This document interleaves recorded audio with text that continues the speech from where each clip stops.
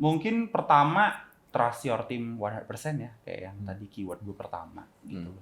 Masalah nanti ternyata dia slowing down, lu panggil aja.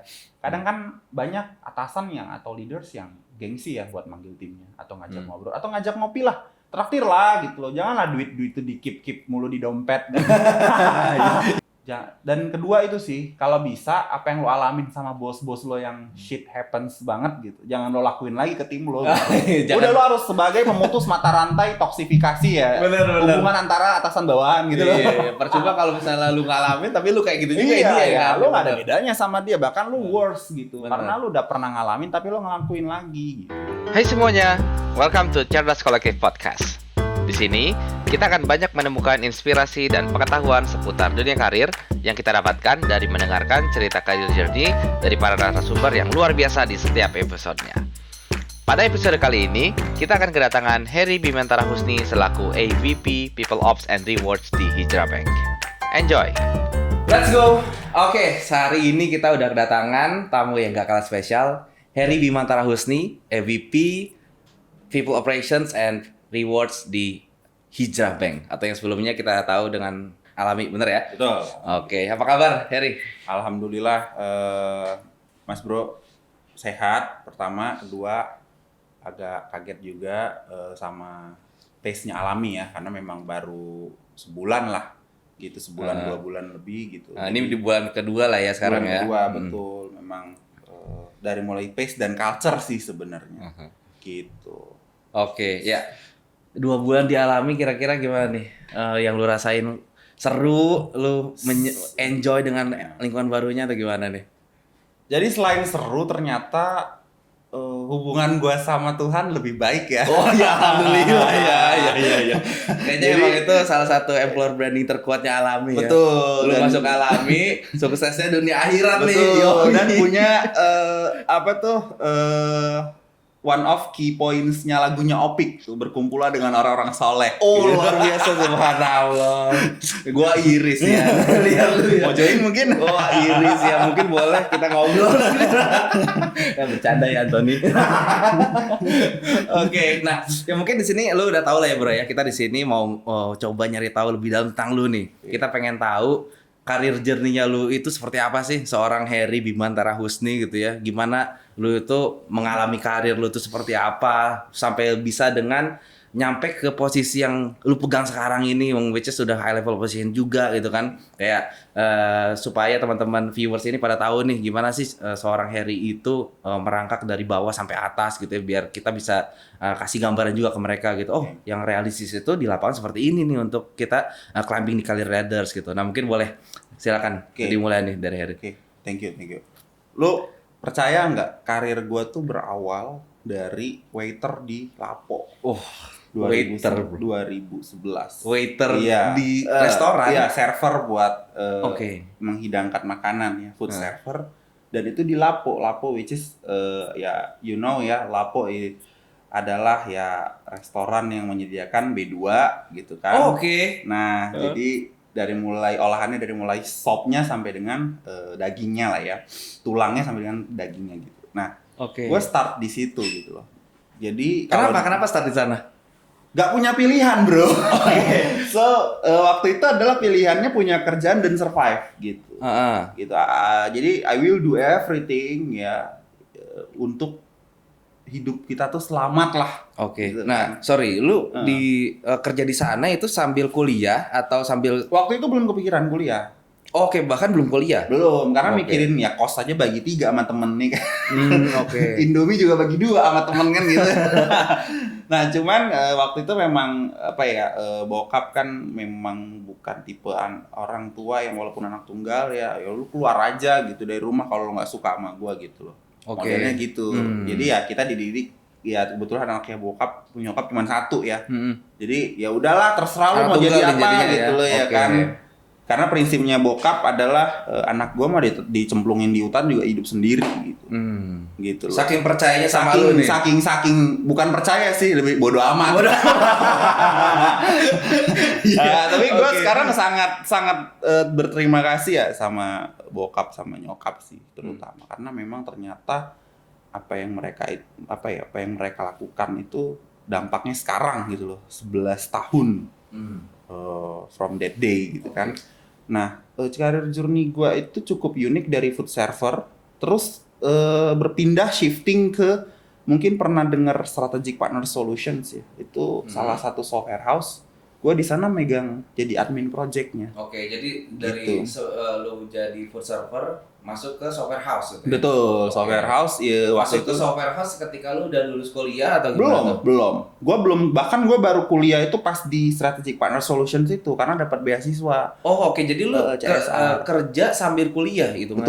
Betul. Jadi gue kerja itu kerja bener ya, itu 2011 akhir ya, sekitar bulan Oktober. Di Oktober itu ya selain hari ulang tahun gue dan the first milestone ya in my life ya, dari mulai resto yang ini terus jadi kantoran. Gitu loh. Oke, berarti waktu lu di resto itu masih SMA tuh? Lulus SMA. Lulus SMA. Betul. Oh, berarti lulus SMA lu kerja di resto full time tuh di sana? Iya, full time. Full time. Gaji 600-700 ribu lah. Dan berapa lama tuh? Nggak nyampe 4 bulan. 4 bulan, habis itu lu lanjut di software house itu itu, sambil kerja. Kerja. Jadi memang Sambil kuliah maksudnya. belum. Jadi kuliah baru tahun depan lagi. Oh, oke. Jadi gua kuliah tuh di 2012, which is itu gua thank you banget sama Lautan Luas Group ya, karena ngasih gua beasiswa waktu itu 5 juta ya. Ya itu starting point gua buat kuliah. Oke, sorry, ini beasiswa itu datang dari company-nya lu itu? Company ya, jadi CSR program gitu loh. Jadi oke. Lautan Luas Group melalui Strategic Partner Solutions bikin satu acara CSR namanya Easy Computer atau komputer itu mudah lah ya waktu itu. Nah, gue one off ternyata top 5 nih dari 40 apa 50 anak. Makanya lu kuliahnya itu jurusan IT waktu Betul. itu ya, karena lu lewat jalur beasiswanya itu. Betul, dan I see. environment gue memang karena software house, jadi teman-teman gue di SPS itu ya adalah mentor pertama gue gitu loh, waktu mau buat ngoding dan lain-lain gitu loh. I see. Nah, setelah itu ternyata Long Dua ya udah 2 tahun lah ya, 2 tahun gitu. Ada klien yang kepincut nih, yaitu Kimia Farma Group. Oh oke. Jadi Cuman, lu ya, dari vendor tiba-tiba ada dari Jadi klien user. nawarin gitu, wah boleh nggak nih Betul. lu jadi ke kita aja gitu Betul. ya. Akhirnya setelah ngobrol-ngobrol antara bos-bos nih, bolehlah gitu Harry bantuin di projectnya KF sebagai employee. Jadi dikasih izin ya sama Dikasih si izin. company yang sebelumnya. Nah, karena ya. kan sebenarnya secara umum common kan nggak boleh ya. Benar. Klien nge-hijack bisnis analisnya atau konsultannya Benar. gitu ya. Nah, alhamdulillah mudah tuh waktu itu. Cuman sulitnya karena memang masuk BUMN itu kan harus sarjana ya, bachelor ya. Nah, jadi waktu itu gue masih kuliah semester 4. Oh, Ivan belum lulus tuh ya? Ke Kimia Farma belum lulus? Loh. Jadi gue masuk 2 BUMN itu tanpa ijazah 1. Oh, oke. Luar Jadi biasa. abis dari Kimia Farma nggak lama, 1 tahun 3 bulan, gue dapet di BRI. Oke. Syariah. Sorry, sebelum kita lebih lanjut lagi, Iya. lu kenapa bisa dapat posisi yang di kerjaan yang di software house itu? Lu apply atau gimana tuh? Jadi waktu itu ada kayak announcement ya, gue apply lah ya, gue pengen coba gitu, lihat Office, Microsoft Office ya, PowerPoint, Excel, ini mah gampang gitu.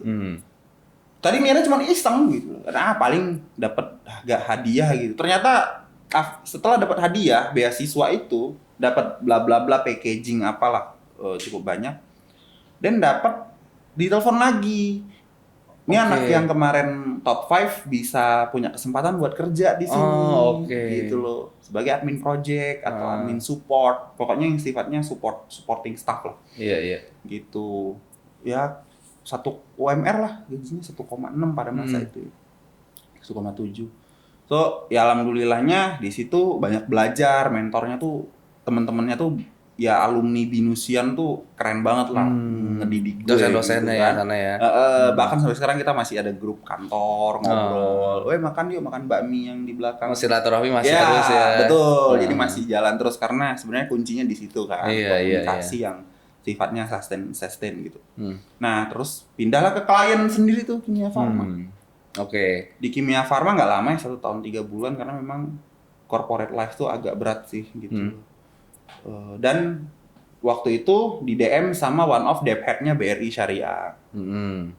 Akhirnya alhamdulillah keterima di BRI Syariah. Oke, itu Ya. berarti dari lu Kimia Farma ke BRI Syariah itu ya di hijack boleh dibilang gitu. Ada Betul. ditawarin kerjaan atau Betul. pindah. Nah, ada opportunity lu pindah deh gitu ya. Betul. Nah, itu jadi gue masuk 2 BUMN ya tanpa ijazah S1. Jadi clue-nya apa namanya? Apa ya? Blessing-nya di situ lah. Oke. Gitu, berkahnya tuh di situ gitu. Gua nggak perlu ijazah S1 even buat masuk state owned company. Berarti semester berapa tuh lu masuk BRI? 4 apa 5 ya? Semester 5 udah. Iya. Tapi semester bisa 4. ya lu maksudnya kuliahnya kan S1 kan lumayan ya. SKS-nya banyak, jam kuliahnya juga lumayan kan. Betul. Nah, lu gimana ngatur atau apa kuliahnya malam apa gimana tuh? Kuliah malam sih. Kadang Sabtu Minggu gua kuliah. Oh, oke. Jadi memang nggak ada kayak waktu kelas nganggur. profesional ya. Jadi Betul, itu kan ya. jadi kelas karyawan. Oh, Dan oke. memang nggak ada waktu nganggur sih waktu itu. Jadi kerja tipes gitu kan. kerja kuliah tipes gitu kan. Nah, tapi ya yang harus ini bahwa usaha itu mungkin beberapa kali mengkhianati hasil, tapi mostly usaha itu selalu sesuai dengan hasilnya. Iya. Tapi nanti pas ketemu momentumnya aja. Iya, benar. Ternyata Jadi selama di- kita nggak cepat menyerah lah ya. Nah betul. Kalau itu kayak ya memang nggak boleh nyerah sih. Iya, sama iya, gitu benar. kan. Dan setelah dari BRI 2 tahun, BRI Syariah di hijack lagi nih. Waktu itu yang bos gue yang approach langsung. Hello Pak Alvin, thank you ya gitu.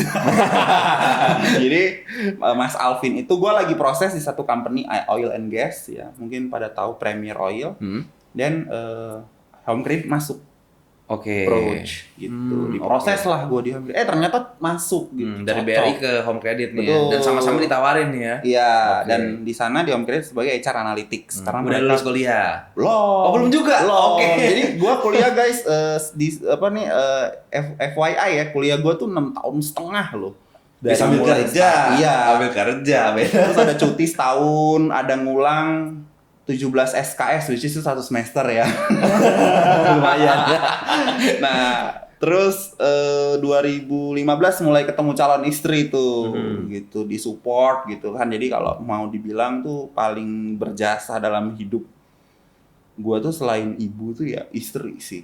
Nah, jadi lu kenal istri dari zaman Di kuliah. Kimia gitu? Farma dulu. Oh, oke. Jadi Kenalnya di Kimia ya, Farma. istri itu ya modalin bahkan udah kayak venture capital gua lah gitu. Oke. Mengharapkan nantinya bisa jadi besar ya.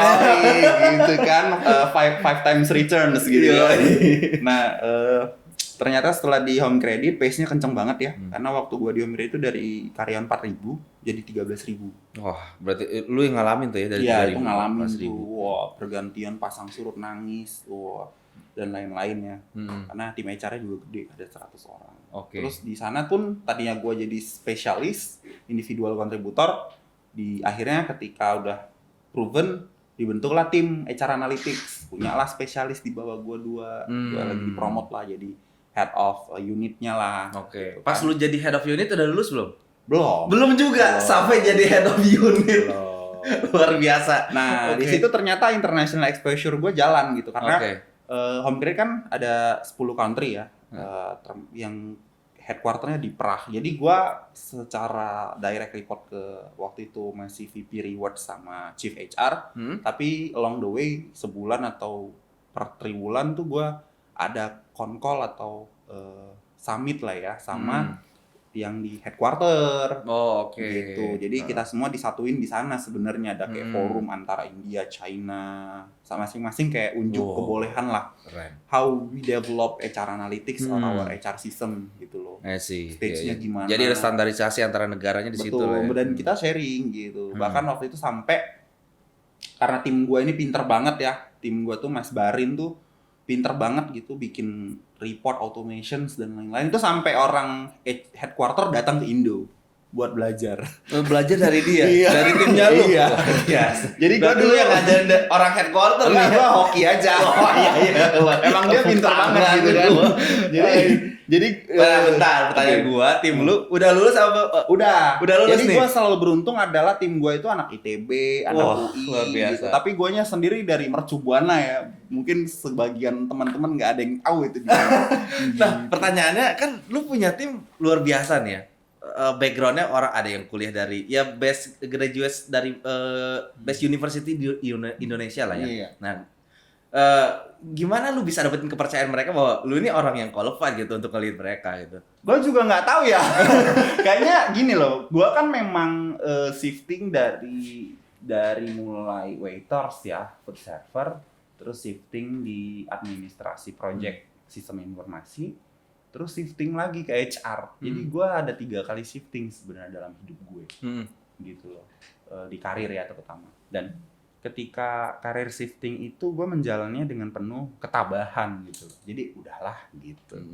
Don't expect too much. Ketika lu shift itu karena memang lu pengen berubah ke arah sana atau karena ada opportunity aja yang Ini mau jawaban jujur apa jawaban jujur dong. kecap nih? Jujur dong. Jawaban jujurnya adalah karena gue ngerasa bodoh jadi software engineer. Pusing ya pusing.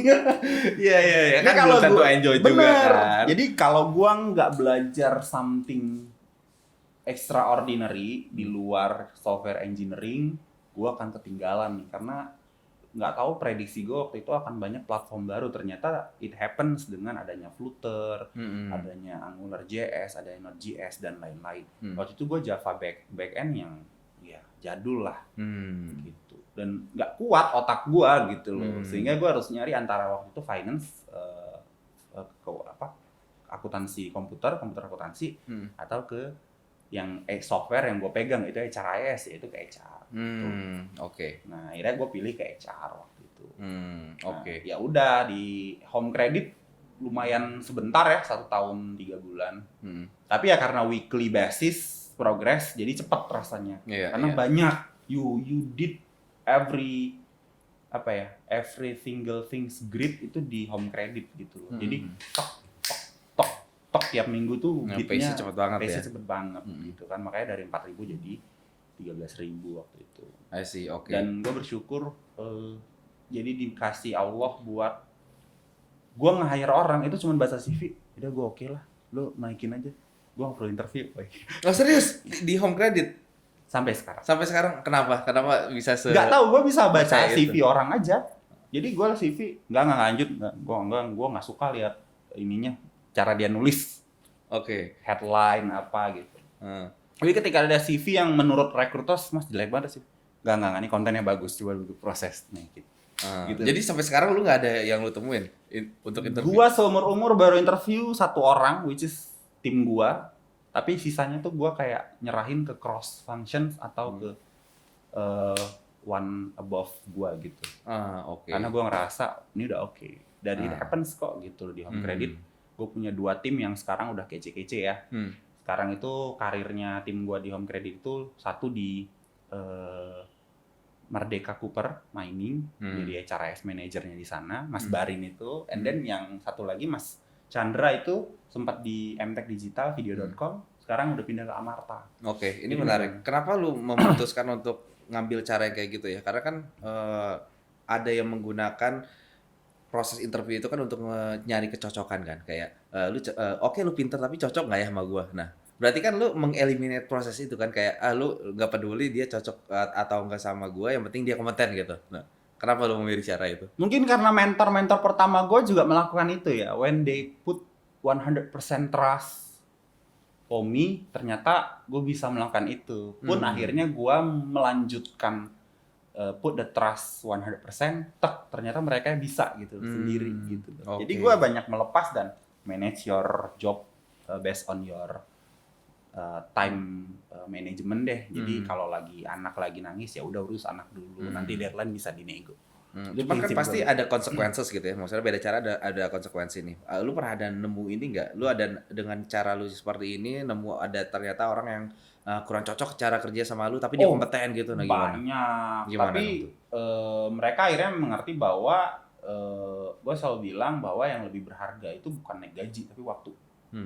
Jadi kalau lo masih dikasih waktu sama gue atau bos-bos kita untuk ya anak lo nangis, anak lo ganti popok, ya itu berarti udah di put 100% trust bahwa lo bisa ngelarin itu sesuai deadline tanpa harus di under full control atau dan itu yang mahal ya. Ya betul, itu precious things yang mungkin teman-teman ex tim gue sekarang tuh menggunakan prinsip itu gitu. Jadi cukup banyak ya dari Home Credit itu, dan dari Home Credit gue pindah kan ke Busy, which is itu startup yang cukup shining, shimmering, splendid lah. Pada masanya ya. Gitu kan. Masih ada Pak Norman tuh ya. Nah itu one of sebenarnya gue jujur yang paling gue berkesan dari sisi counterpart, gue punya counterpart tuh di Busy. Karena counterpart gue, kalau di Home Credit counterpart gue kan tim internal sama beberapa expat lah ya, tim lain gitu. Tapi di Busy itu counterpart gue adalah Norman Sasono dan Arnold Ek. Which is satu chief product, satu chief teknologi yang gila banget gitu. Kadang logic dewanya kita nggak nyampe gitu. Yang mana saat itu lu menjadi HRBP ya? Gue HRBP mereka, HRBP. Awal join langsung HRBP ya? Awal join sebenarnya HR ASN, HR Analytic. Terus di switch lah gitu, karena selain megang COE ya, harus megang HR business partnering juga gitu loh. Nah di situ memang baru 4 bulan 5 bulan join udah ada isu mau M&A waktu itu sama jadi Busy Group lah ya, ada Sinarmas Distribusi Nusantara sama BSA Logistik. Ya udah jadi sangat agile organisasinya, tiba-tiba ada M&A, tiba-tiba Sinarmas masuk dan lain-lain. Itu alhamdulillahnya kuat sih, walaupun cuma 1 tahun 2 bulan. 1 tahun 2 bulan itu M&A-nya terjadi di bulan bulan ke-6, bulan ke-5 dan bulan ke-6. Jalanin, sampai 1 tahun 2 bulan. Dan habis itu pindah lagi waktu itu diajak temen ke salah satu social e-commerce dia buat lah. Itu namanya Mucho. Cuman unfortunately Mucho tidak tidak serezeki itulah. Gitu. Jadi baru 6 bulan udah shutdown. I see. Nah dari situ lu baru ke era tani. OI dulu. Nah di OI itu 2 tahun ya, cukup lama dan pace-nya juga kenceng banget. Karyawan OI itu dari 70, waktu gua left itu 265. Lu joinnya berapa? 70. Gitu. Jadi waktu itu gue juga dikasih mandat untuk bantuin fundraising, gimana nyari CFO yang keren gitu. Ya udah gue cariin gitu lah dalam waktu yang sempit lah 3 bulan. Nah lu dari Mucho ke OI itu kan ya gimana lu bisa dapetin kepercayaan untuk bisa pegang posisi lu masuk di OI itu head of HR.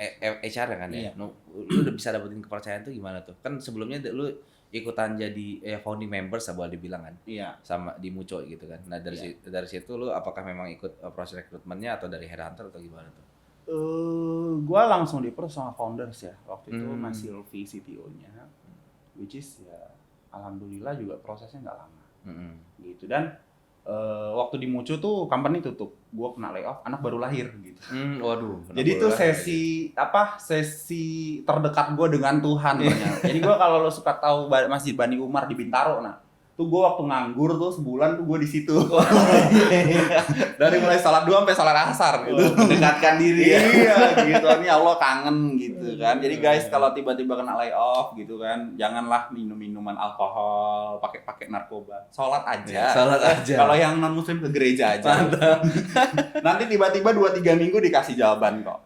Gitu loh. Ya sambil lo play juga ikhtiar kan. Berarti ada jeda enggak tuh lu dari Mucho ke itu? Ya sebulan lah, cuman kan megang pesangon lumayan ya. Iya. Pesangon tadi udah dapet ya. Gitu. Cuman waktu itu pikiran sudah kalut ya. Iya pasti. Karena pertama kena termination dan anak baru lahir, masih merah banget, baru sebulan kan. Gitu, ini gimana ya Allah gitu. Jadi kalau lihat sering nonton TikTok, ya Allah aku pasrahkan, itu terjadi. Nah, cuman berarti kan itu sebenarnya terjadi ketika istri lu hamil terus lu mau take risk ke Mucho itu kan. Betul. Waktu itu decision makingnya gimana? Ya pengen punya portofolio yang gua growth dari angel investment Ah. stage ya. Pengennya kan gitu. Oh, jadi belum punya visi tuh mereka tuh. Belum waktu itu. I see. Nah, terus pas di OI kan seed waktu itu menuju pre-A. Jadi memang gue tuh pengen ngebuktiin bahwa ketika gue masuk, gue adalah jimat gitu loh. Oh, Jimat. Jimat bahwa company bisa closing gitu. Oke. Gitu. Iya, Ternyata di OI dan di era Tani pun berhasil gitu loh. Jadi waktu di OI kita dapat sampai series A yang dari SoftBank, kemudian yang di era Tani terakhir kemarin 1,5 juta yang dari Tri-Hill. Kalau misalnya kita trace back ke belakang lagi kan ya, kayak lu pengalaman kerja dari company satu ke yang lainnya kayaknya nggak ada yang lebih dari 3 tahun ya kalau nggak salah ya? 2 tahun maksimum. 2 tahun maksimum. Nah, kayak kenapa dari setiap 2 tahun itu kayak kecenderungannya kayak lu selalu ada aja gitu perpindahannya, apakah memang lu mau cari challenge yang baru atau lu bosanan dengan kalau udah lama di satu company atau gimana? Sebenarnya gue sedang dalam membuat numerical code gitu loh ya. Gimana? Dua, satu, dua gitu kan? Nggak lah, bercanda. Bilangan deret jadi. Bilangan deret bener. Kenapa tuh? Kenapa? Mungkin karena kalau di beberapa company ya kayak di Busy, Home Credit, 1 tahun itu cepet banget. Happens a lot gitu. Yeah. Gitu. Mungkin juga bisa dilihat teman-teman kalau mau lihat aja XX company ku tuh satu. Karena apa, dalam 1 tahun itu super pack gitu loh. Kerjaan dan growth learning curve-mu jadi kayak tiba-tiba ya udah resign gitu. Oke, jadi lu ketika memang lu ngerasa udah nyampe puncaknya dan mulai stagnan gitu ya, maksudnya nggak learning curve-nya itu nggak stretch itu, jadi lu mulai ya kayaknya betul. time to Itu move nomor on. 2. Nomor 1 better offer. Oh iya pasti dong, pasti ya. Siapa masa opernya di bawah. Oke. Gitu. Oke, cuman kenapa nggak ini ya, maksudnya itu kan wajar ya, lu mau ngejalanin di company manapun pasti akan ada waktunya lu learning curve-nya itu kenceng gitu, ada waktunya lagi santai dulu, cuman kan pada saatnya akan ada lagi waktunya untuk naik lagi gitu kan. Kayak kenapa lu lebih prefer untuk cari opportunity di tempat lain aja gitu. Pertama mungkin tadi ya numbers ya. Karena memang ya kan kalau di counter kan bisa. Duit itu penting gitu. Kan lu pasti ada pernah di counter juga dong. Enggak sih, kalau orang mengcounter ketika resign itu telat banget. Kayak udahlah lu jangan fucked up sama gua gitu. Jadi maksudnya lu nggak pernah nerima itu Gua gitu nggak ya? terima counter. Karena ya kenapa lu baru lakuin sekarang? Kenapa nggak kemarin gue doing something extraordinary and triumph everywhere? Kenapa nggak di saat itu? Kenapa harus nunggu gua leave? Ya kan alasannya orang HR apa coba? Belum masuk cycle-nya alah. Nah, nah sekarang gua tanya lu ya. Sekarang gua tanya lu nih. Kan itu jadi common things lah boleh bilang ya. Orang-orang itu baru dapetin something yang signifikan secara adjustment kalau misalnya dia itu ada dari luar yang ngeganggu gitu kan ya. Nah, kan kalau justifikasinya kalau misalnya oke lah, lu kinerjanya bagus gitu. Nah, cuman mungkin satu company A punya threshold ketika mau ngelakuin adjustment gitu kan. Jadinya si hiring manajersnya agak susah mau gerak gitu kan. Nah, maksud lu saran lu apa gitu supaya hal ini tuh bisa terminimalisir terjadi gitu kan. Pasti yang nontonin akan ada hiring managers juga, ada HR juga gitu. Menurut lu gimana caranya? Mungkin lebih agile kali ya, dalam artian gini. Lu mau pakai manajemen SDM yang tahun 80-90 yang apa-apa tuh naik harus ada cycle-nya gitu loh, harus ada terms, schedule. Ya sementara kebutuhan perut orang tuh laparnya hari itu gitu loh. Pengen nasinya, pengen nasi padang, pengen indominya hari itu gitu. Atau bahkan dia punya sense of urgency, oh gue dalam waktu sebulan ini atau 2 bulan ini butuh X rupiah. Terus lu minta tunggu dia sampai cycle, ya nggak bisa lah bos. Gitu. Kenapa nggak lu ngobrol, kita manage nih. Makanya sebagai HRBP itu gue paling sering ya, gue ajak ngobrol, boleh nggak segini dulu, abis cycle segini. Ngerti ya? Jadi increase-nya gue split. Itu it works kok, dan orang lebih ngerasa dihargain gitu, karena gue bilang, dan kita tinggal ngomong kalau company ngasih segini nanti jadi presiden dan lain-lain gitu. Jadi dikasih tahu aja. Berarti yang harus ngegawangin itu lebih ke si HRBP-nya yang ngasih suara-suara ya ke si hiring manajersnya gitu bahwa ini Dan HR-nya juga sih. Oke. Dan harusnya punya awareness juga. Oh dia nih udah di market nggak segini loh, gitu. In terms of punya limitasi di budget ya, gitu. Jadi harus ngasih knowing juga ke hiring manager atau users gitu, atau business managers bahwa anak lo nih kemurahan bro segini. Gitu Oke, loh. jadi yang paling bertanggung jawab untuk menjaga kondisi ini adalah HR atau HRBP-nya, berarti Betul. bukan hiring manajersnya ya? Bukan. Oke. Gitu. Nah, hiring managers apa yang diambil? Nah, itu juga terjadi di karir gua. Ketika gua udah stuck dengan learning curve gua dari sisi technical skill atau technical capability, kan ada kayak apa ya? Sustain period gini nih. Di sini gua harus ngambil ilmu lagi, namanya leadership. Gua akan cek apakah leadership dari beberapa atau atasan gua bisa ambil. Gitu. Kalau menurut gua nggak bisa, ya gua lebih baik lah. Gua mencari yang jelas gini. Lu udah tahu hutan itu isinya singa, harimau, ngapain lu masuk gitu loh. Mendingan cari aja hutan yang lain yang lu nggak tahu, lu babat sendiri, tahu-tahu ternyata di dalamnya ada tambang gitu. Mendingan gitu. Jadi gua tuh lebih suka seperti itu filosofi. Lebih suka explore ketika memang Betul. lu udah lu ngerasa udah tahu nih apa yang ada di medan lu ini seperti apa Bener, gitu ya. bener. Lu tahu nih. Seeking for something more ya. Betul. Jadi nggak hanya tadi, mungkin ketika gua FYI dari OI ke Era Tani itu kan 3 company itu Mucho, OI, Era Tani, gua jadi head of HR. Terus gua pindah ke Alami sekarang, gua jadi 2 layer di bawah Chief People and Culture. Ya, dan Jadi, itu sebenarnya nggak common ya, maksudnya terbiasa jadi orang nomor 1. betul. Lu pindah ke company yang nggak jadi nomor 1 lagi Betul. ya, dan bahkan bukan 1 di bawah gitu kan, 2 di bawah. 2 di bawah. Jadi di atas gua ada Mas Rifki itu VP People and Organizations, di atas gua lagi ada Chief Omrul, Chief Amrullah lah, Chief People and Culture-nya. Dan apakah gue nyaman? Nyaman sekali. Karena apa? Dari 2 orang ini gue belajar gitu. Gue ada sesi di mana gue unlearn sama relearn di leadership dan coaching tadi.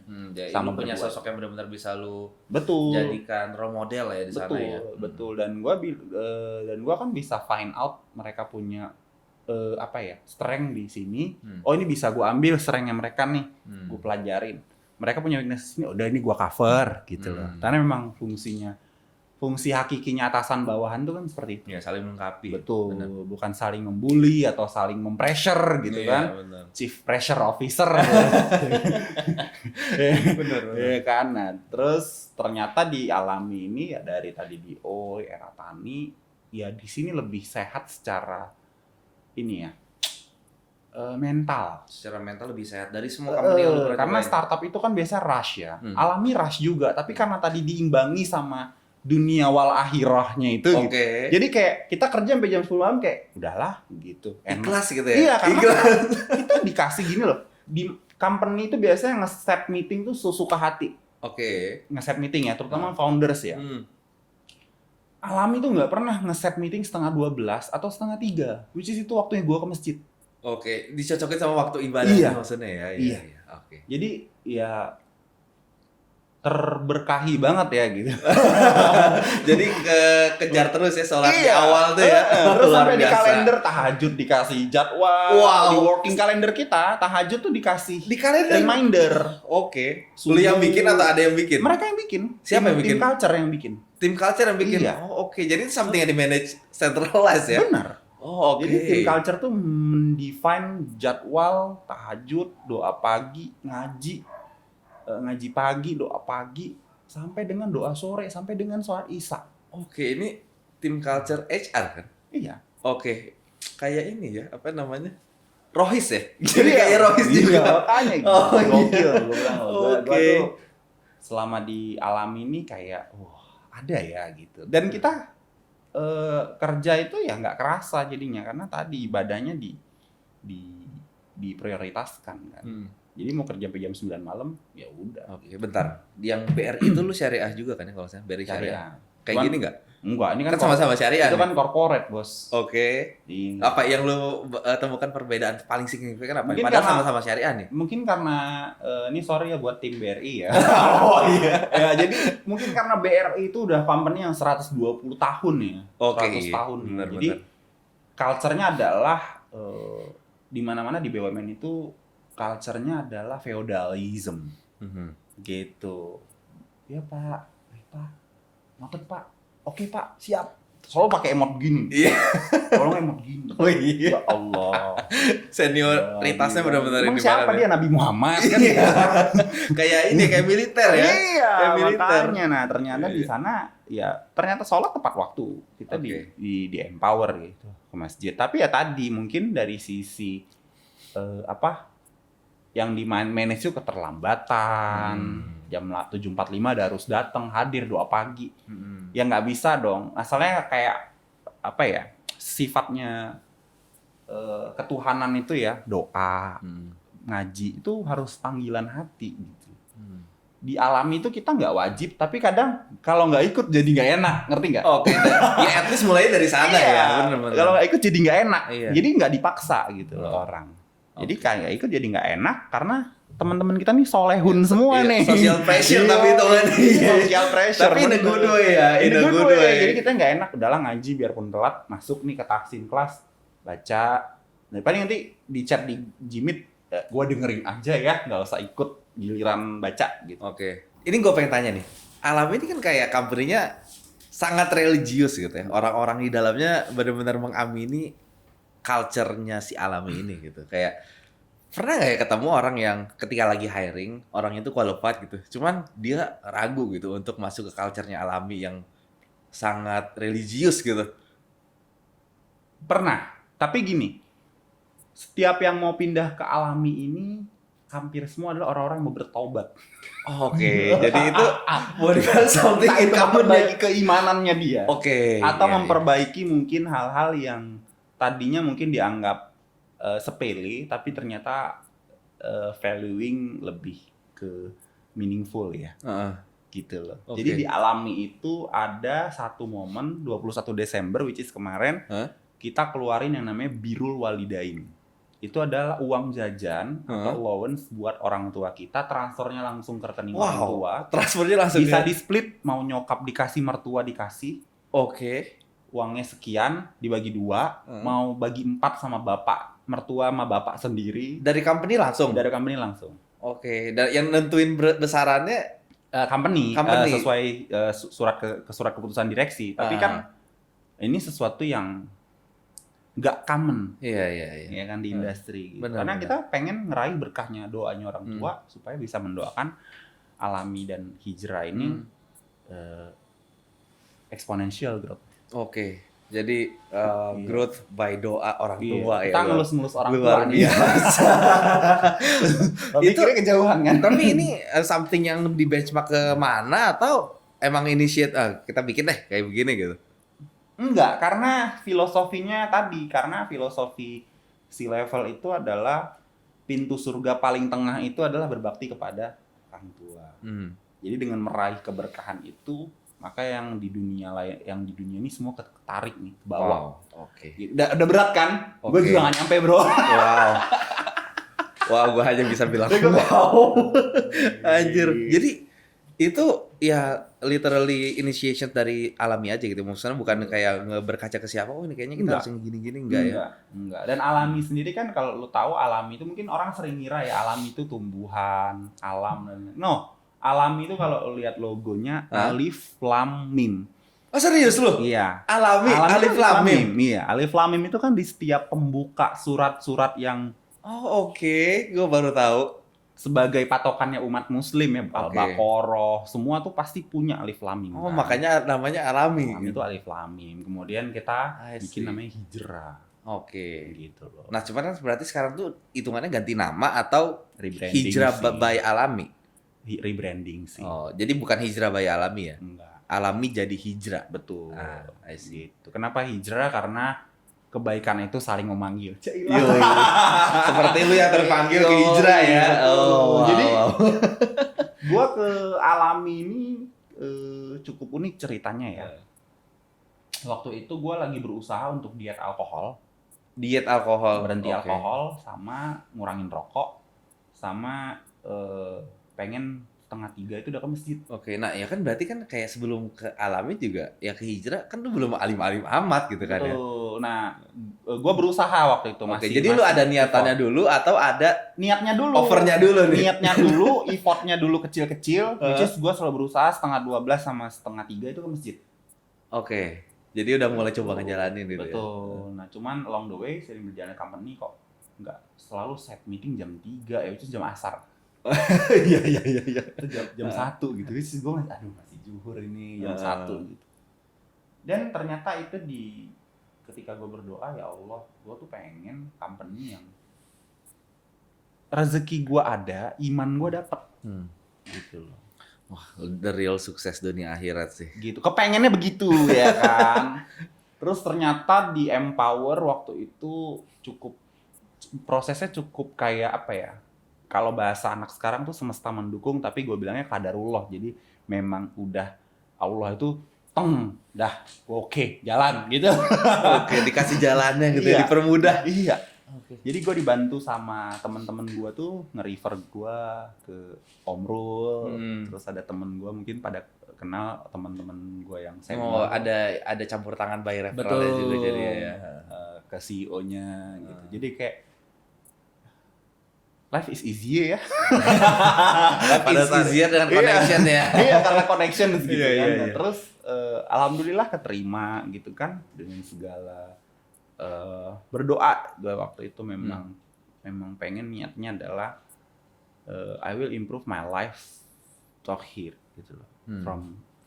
Start from here gitu. Oke, wah itu employer branding yang nggak semua orang bisa punya Totally. sih. Jadi ya. orang mau pindah ke sana tuh memang udah niatnya memperbaiki apa yang selama ini kurang baik, mungkin Iya, hubungan dengan Tuhan, hubungan dengan orang tua gitu. Makanya tadi hijrah itu adalah kebaikan itu saling memanggil dan kebaikan itu saling berkumpul. Ini kayaknya mau nge-hijack orang dari hijrah susah Oh, sih ya. Kayak bisa aja sih. susah ya. Bisa aja. Kayak oke, yang lu tawarin kan baru uang ya. Dari akhiratnya gimana nih kalau pas lagi orang lagi gitu kan. Karena kalau memang mau membiasakan diri atau ternyata orang yang pindah dari alami atau hijrah di hijack ternyata membawa manfaat atau influencing company-nya yang departure buat bener juga punya bener. culture seperti itu. Bener, kan bisa juga. Hijrah gitu. Iya. Jadi kayak menyebarkan Iya. kebaikannya ke lebih eksponensial gitu keluar ya. Hijrahin Iya. company lain. Hijrahin company lain. Bisa. Gitu. Iya, oke. Dan yang paling menyenangkan sebenarnya adalah by 5 ya. Jadi kita ada 4 working days sama grow everywhere. Oke. Yang grow everywhere dulu itu apa? Grow everywhere itu sebenarnya WFA. Working from anywhere lah ya. Oh, oke. Tapi brandingannya grow everywhere. Grow everywhere, betul. Dan kita semua kerja, nggak perlu ke kantor. Oke. Which is ya ke kantor hanya tapi pada dasarnya Kalau perlu aja kantor. sebagai orang offline nih gue tuh orang offline bro. Kalau ketemu lu kayak kemarin di mana conference gitu, wah gitu, Iya. dapet emotionsnya gitu. Iya, Dan gue suka gitu loh kayak gitu. Nah, sebenarnya grow everywhere ini nggak terlalu bermakna buat gue karena memang Karena lu WFO banget. gue suka orang ke kantor, which is seminggu misalnya 4 hari kerja ya. 2 hari gue kantor, 2 hari gue di rumah. Oke. Gitu. Atau minggu ini gue sama sekali nggak ke kantor karena mobil gue kemarin lagi rusak, sama anak gue nggak ada yang jaga. Jadi kayak manageable lah. Iya, gitu iya. loh. Dan yang kedua tadi ya 4 working days. Oke. Nah itu kayaknya jarang deh company lain. Belum ada nggak sih di Indonesia? Belum ada bro. 4 hari. Itu gimana ya? Maksudnya kepikiran, oke deh kita coba 4 hari working days. Jadi ternyata orang ketika dikasih 4 hari kerja itu lebih produktif Senin sampai Kamisnya.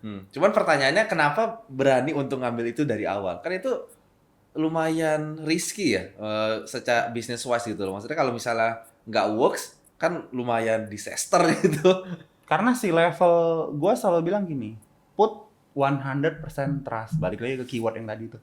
Oke. Iya, sama squad kita. Tapi ada benchmarking nggak sih untuk implementasinya? karena kita perdana mungkin kita yang jadi benchmark kali Cila. Iya, di Indonesia iya, tapi kan kalau di luar kayaknya ada ya di luar. Sudah. Nah, tapi Jadi- ada nggak?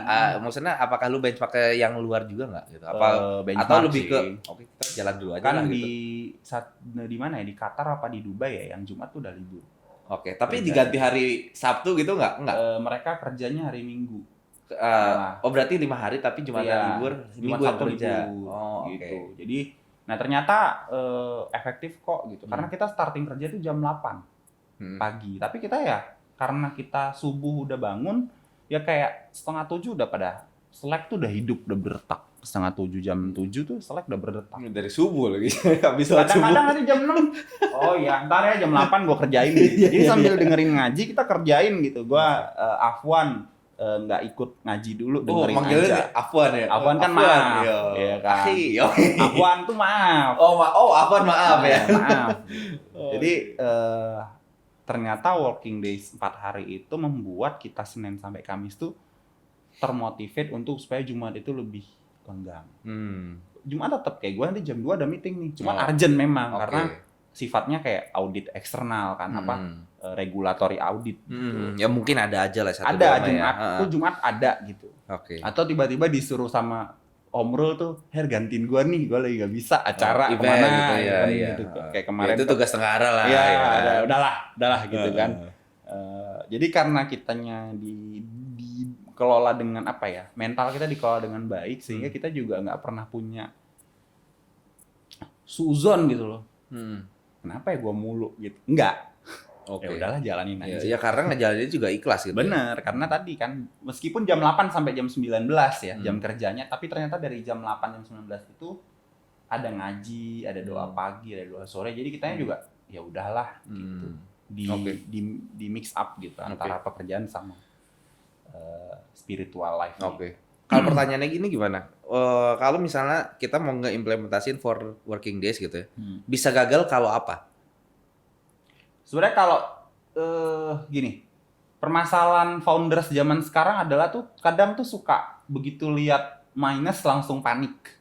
Ya, kalau orang udah panik, udah kayak Maksudnya nggak achieve target? gitu. Yang kedua tuh kalau orang udah gini loh, pengennya niatnya hanya happening doang, ikut happening, ikut tren, FOMO gitu. Udah tuh biasanya Product wise maksud lo? gagal Oke. biasanya. Gitu, kepengen kayak company lain, tapi mental sendiri nggak siap nih. Oh, oke. Gitu. Nah, kedua Maksudnya nggak owning di inisiatif gitu ya maksudnya? betul, dan nggak dari dalam hati dan pikiran dia itu, jadi kayak cuma ngikut-ngikut aja. Itu I see. biasanya mental tuh sebentar doang. Oke. Kedua, di bawah itu tidak komit untuk Senin sampai Kamis akadnya adalah kerja buat company gitu.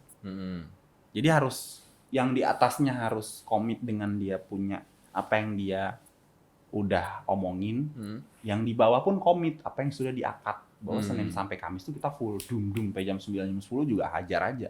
Tapi Oke. Jumat nanti ya mungkin paling balas Slack, balas email. Cuman ya nggak high pace work lah. Gitu loh. I see. Karena semua Oke. di pack di Senin sampai Kamis. Menurut lo ini bakal jadi new standard nggak for working days ini? Buat orang Indonesia belum bisa, bro. Karena? Nggak semua orang bisa Senin Kamis itu kadang kan mungkin banyak main handphonenya atau banyak gosipnya di kantor. Deadline-nya nggak tight gitu. Kalau kita kan dari Senin ke Senin tuh ada yang harus di-fulfill. Nah maksudnya kan itu kan karena memang di kerjanya 5 hari terus jadi maksudnya nggak setight itu gitu kan. Nah pertanyaannya apakah untuk ngatur kerjaannya itu yang memang berarti si orang itu tuh kurang efisien dengan modelnya 5 working days gitu atau gimana gitu? Yang gua ini adalah kurang efisien. Karena kadang-kadang orang Indo ini kan banyak menunda ya. Sebenarnya kerjaan mah ini 2 jam juga kelar gitu. Kadang ditunda gitu. Antara dulu gampang kok ini, gue minum kopi dulu, gue beli gorengan dulu. Panjang lah tuh proses alur flow chart-nya buat nyelesain kerjaan ini. Padahal ya lu bentar duduk fokus sejam setengah selesai dan lu kirim. Nanti di situ kan misalnya itu antar cross departemen dia kan tektokan ya. Sorry bro ini gini. Nah di situ kan lu bisa beli gorengan dulu, baru pas dia ngasih feedback kita kerjain lagi gitu. Jadi load manajemennya sih yang Oke. manage gitu. Nah, cuman sebagai lu yang ngejalanin for working days gitu ya, lu melihat hal ini kayak something yang perlu diconsider sama bisnis lain nggak, sama leaders lain gitu? Consider perlu tapi nggak mandatory karena nggak semua industri kan bisa seperti itu. Kayak mungkin ada tetangga gua kerja di pabrik, ya dia nggak bisa for working days. Nah, cuman kayak kan lu banking for working days gitu, kayak maksudnya kalau orang awam ditanya bisa nggak banking for working days? Ya susah sih, maksudnya kan bandinginnya kayak BCA, Mandiri gitu. Tapi kan hijrah bisa gitu loh. Bisa Kayak karena maksudnya kayak nggak applicable untuk semua, mungkin iya gitu. Cuman bisa jadi applicable untuk semua white collars nggak sih menurut lu? white collars mungkin. Hmm. Mungkin, kenapa enggak gitu. Karena kan kita sebenarnya nggak perlu pekerjaan kita itu kan sifatnya konseptual ya dan strategik gitu, yang bukan yang lo harus kayak petugas pabrik sendal yang cetek itu kan nggak bisa online ya gitu. Kerjaan tangannya gitu, handmade-nya nggak bisa online. Nah, itu yang harus di manage sebenarnya. White collars itu sebenarnya kadang ya udah jenuh atau bosen atau kadang udah mumet sama pikirannya sendiri sehingga nggak fokus sama kerjaannya. Iya. Dan load management itu yang berantakan. Tapi kalau tadi loadnya tadi habis ngerjain ini lempar ke forum atau ke counterpart, habis itu lu pergi deh beli mixu beli gorengan, pulang udah feedback ya kan, tek, oh iya gue kerjain lagi sambil lu makannya. Sebenarnya gampang loh. Iya. Cuman memang gue menemukan itu setelah bertahun-tahun kerja gitu loh. Oke, jadi mungkin lu ada ini nggak, ada wejangan gitu untuk yang leaders di luar sana ataupun ya even employees siapapun itulah, kayak ketika mereka mungkin ada mikir gitu, ini worth to consider nggak ya si for working days ini gitu, kayak wejangan lu apa gitu untuk orang yang lagi nge-consider itu? Mungkin pertama trust your team 100% ya, kayak yang tadi keyword gue pertama gitu. Masalah nanti ternyata dia slowing down, lu panggil aja. Kadang kan banyak atasan yang atau leaders yang gengsi ya buat manggil timnya atau ngajak ngobrol atau ngajak ngopi lah, traktir lah gitu loh. Janganlah duit itu di keep mulu di dompet. Gitu loh. Gaji banyak lagi ya. Lu spend 5-10% aja dari salary lo buat tim ya one on one makan gitu. Kadang-kadang kalau gua ya prinsip keluarga gua adalah ngundang makan orang itu ngundang berkah soalnya. Jadi kan tapi gue nggak bisa menyamakan prinsip family gue sama orang lain gitu. Tapi gue tuh try lah gue bilang. Karena network gue itu banyak karena itu. Oke, ya kunci pertamanya harus ada trust-nya itu jadi. Betul, trust dan tadi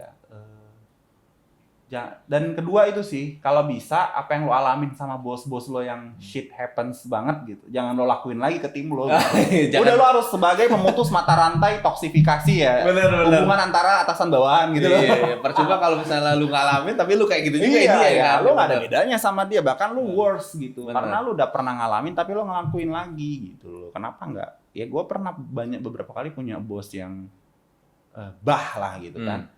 Dari jauh dari dekat gitu kan, tapi ternyata nggak enak ya diginiin.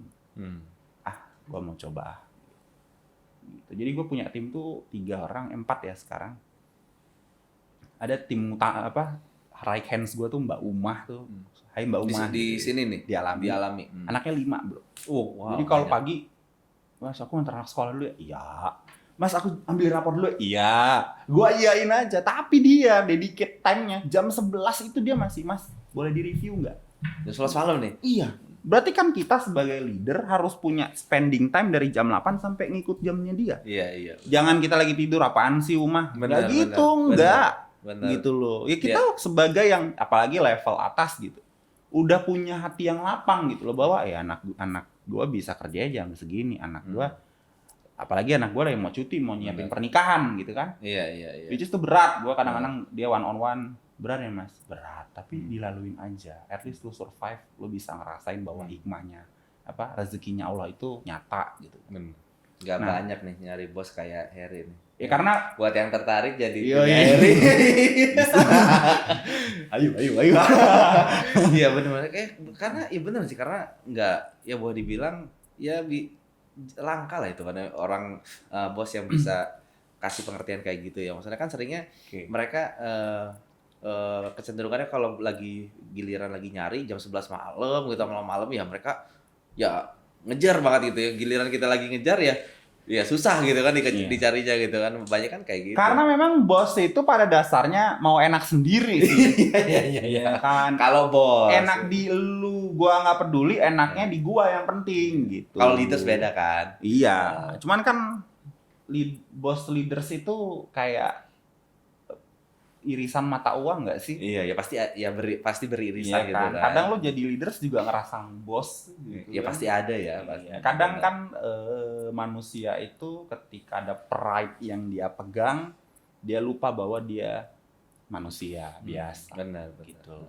Ya justru ujiannya di sana ya. Kayak Betul. apakah dia tuh good leaders atau enggak gitu. Betul. Kayak dia menyalahgunakan powernya atau enggak sih gitu kan. Betul.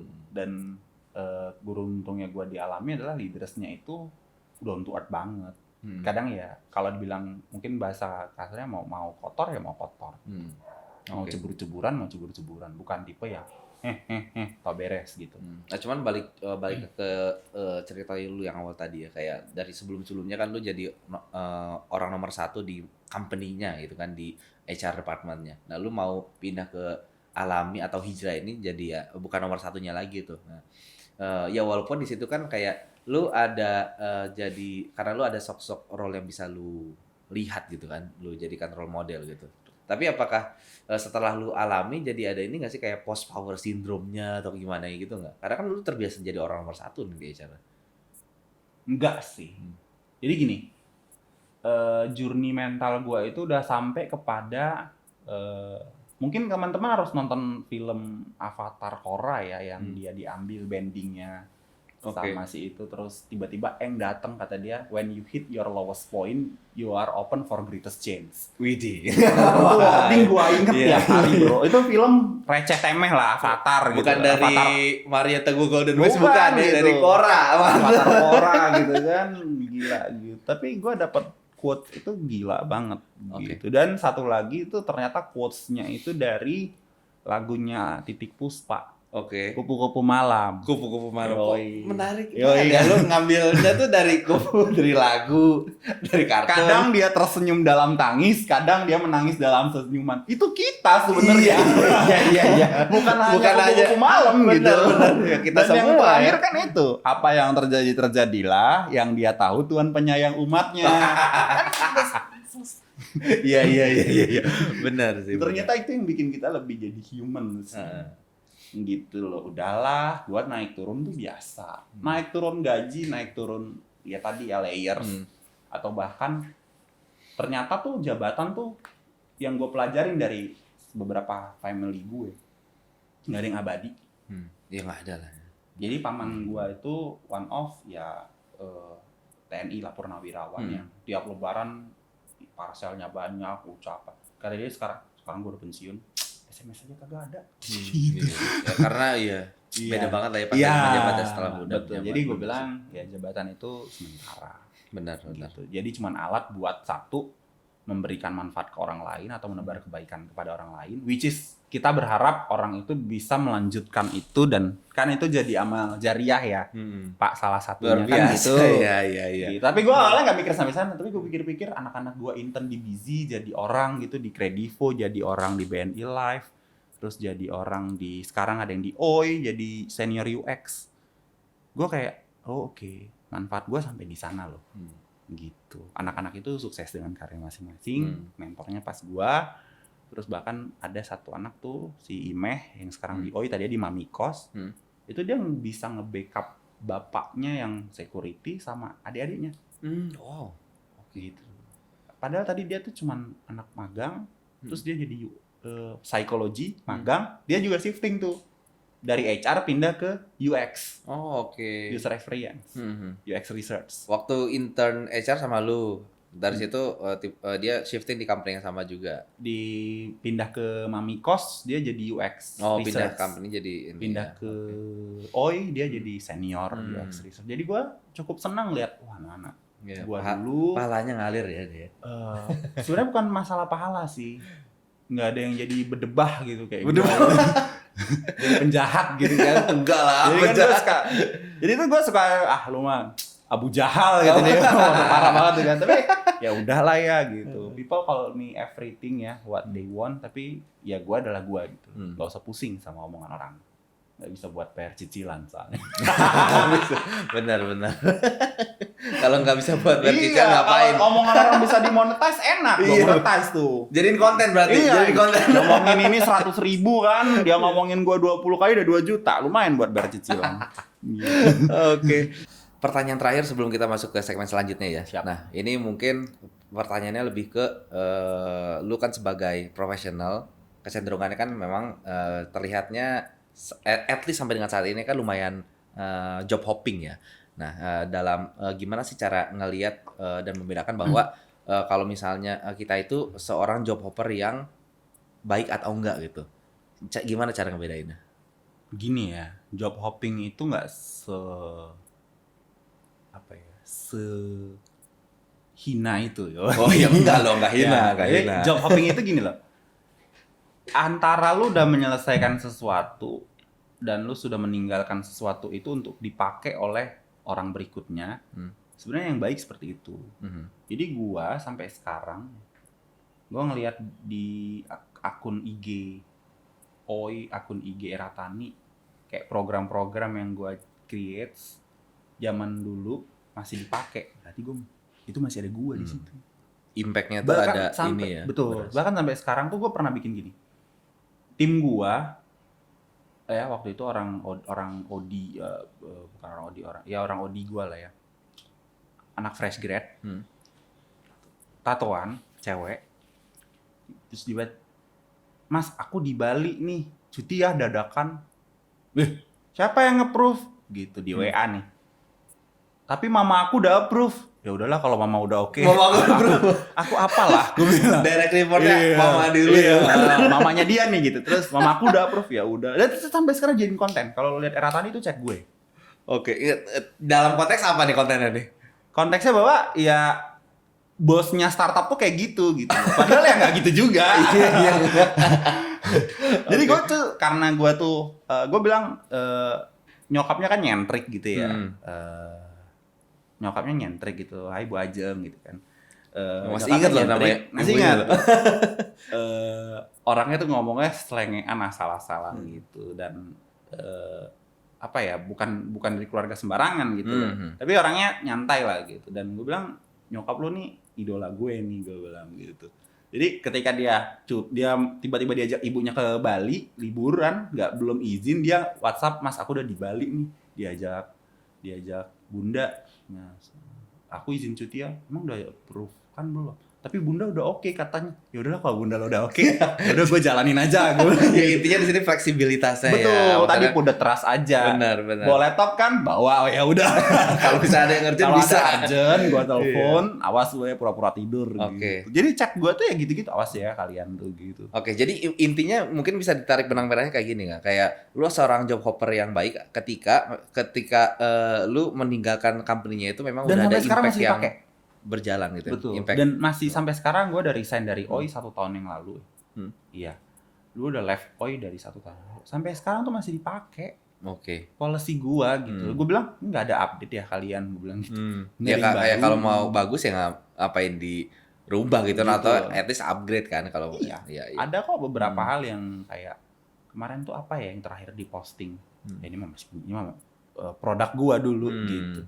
Terus yang kedua tadi yang kayak konten-konten gitu masih dipakai chat gue buat konten.